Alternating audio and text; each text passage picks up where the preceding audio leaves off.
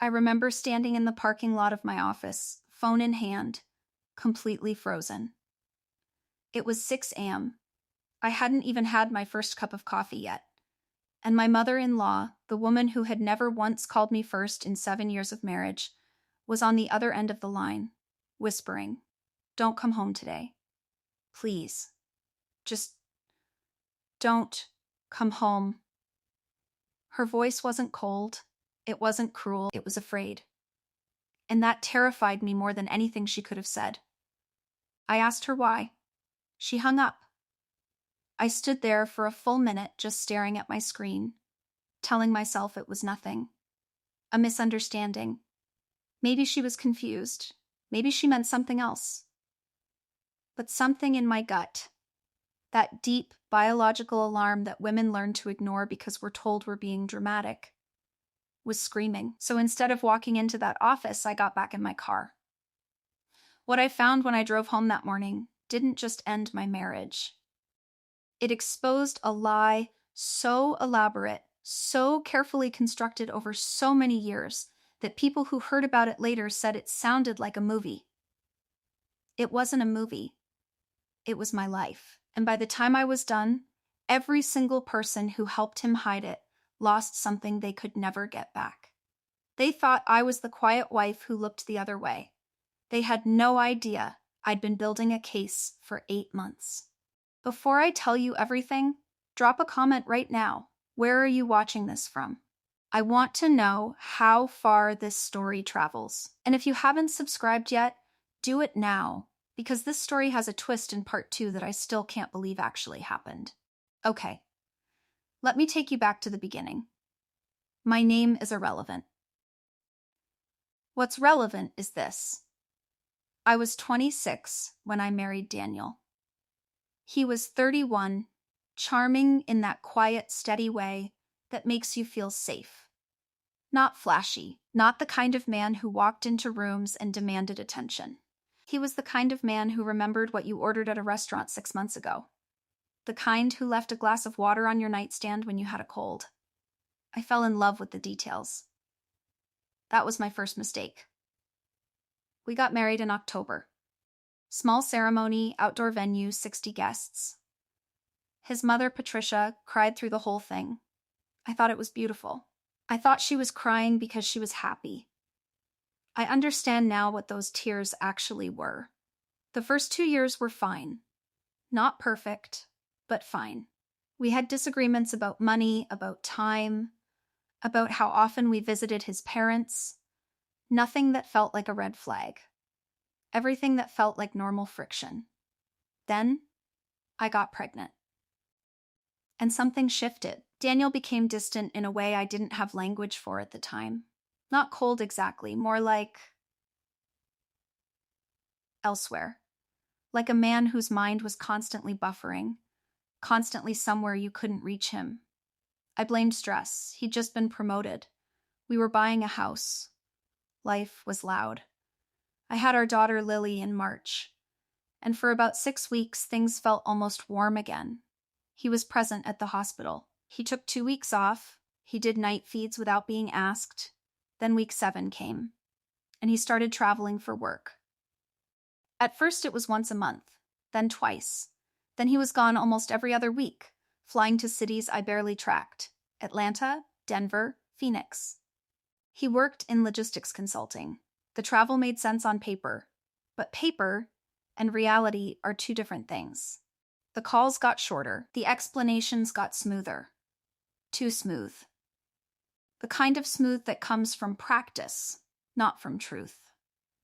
I started noticing things. Small things. A contact saved as a first name only, Renee, who texted at 11 p.m. about the Henderson file. A hotel receipt for 2 guests on a trip he told me he took alone. A birthday reminder on his laptop. For a date that wasn't mine, wasn't his, wasn't anyone in our family. I didn't confront him, not yet. Because I had watched enough women confront too early and lose everything. So I waited. I documented. I took photos of receipts, screenshots of calendar entries, noted timestamps.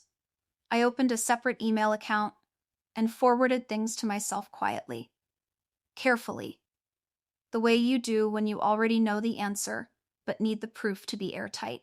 And then, 8 months into building that file, his mother called me at 6 a.m. and told me not to come home. I drove home in silence. No music, no podcast, just the sound of my own breathing and the early morning highway stretching out ahead of me like a question I wasn't sure I wanted answered. I pulled up to the house at 6:47 a.m. Daniel's car was in the driveway.